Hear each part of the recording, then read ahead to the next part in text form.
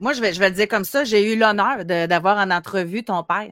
Quand il a sorti son livre, j'ai fait une entrevue au moins d'une heure avec lui. Je me rappelle, j'étais à Choix Radio X.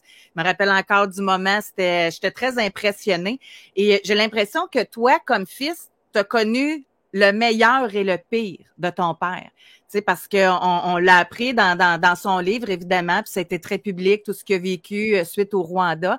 Mais toi, comme enfant, ça ressemblait à quoi, tout d'abord, d'être le fils de Roméo Dallaire? Ouais, ouais.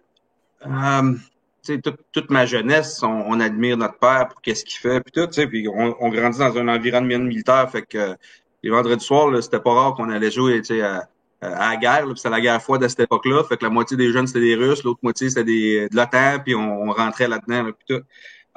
Qu'est-ce que ça me faisait vraiment, tu sais, par rapport à toute la dynamique, le meilleur, on peut dire le Rwanda, c'est un point tournant, tu sais, quand même dans une vie avec tout ce qui touche les événements autour de ça, puis avec le retour de notre père.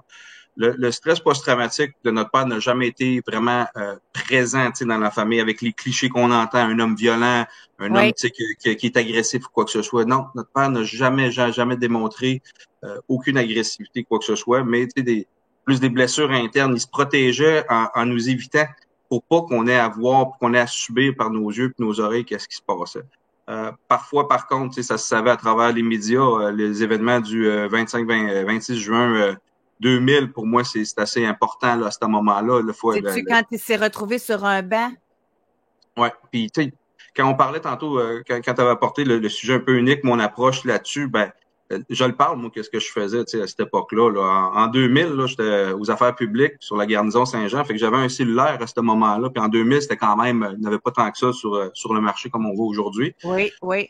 Fait que, puis il n'y avait pas les fusions encore. Fait que ce soir-là, ma tante, qui est ma marraine, devait un peu être l'aidante naturelle quand Dad revenait le soir à la maison. Malheureusement, il était pas là. Fait qu'on a eu l'appel, il est pas là. Ça a créé le trigger là, que j'ai commencé à appeler tous les corps de police qu'il y avait. Fait que c'est ça, la fusion était pas là. Fait que j'avais la police d'Elmer, Hull, Gatineau, Ottawa, Carleton, GRC, SQ, OPP, corps des commissionnaires, puis les MP. Qui étaient sur les appels pour essayer de le retrouver. Fait que puis quand on l'a retrouvé, ben je l'ai su rapidement. Ma mère a eu un coup de téléphone, elle a lâché un hurlement dans la maison. Moi, j'étais à l'extérieur en train de faire les appels, puis on savait qu'il était au moins sécurisé là, à ce moment-là. Puis tu sais, c'est unique parce que le lendemain, moi, je pars à Old Archer de mes premières vacances avec justement un ancien joueur du Rougeole, Charles Bélanger, un de mes collègues officiers. On s'en va 4-5 jours en vacances à Old Archer. Puis j'arrive là le lendemain, puis j'ouvre le Journal de Montréal, première page. Eh, Qu'est-ce que je vois? Tu sais, c'est le père qui est là. Comme tu dis, OK, bon, ben, au moins, il est encore en vie.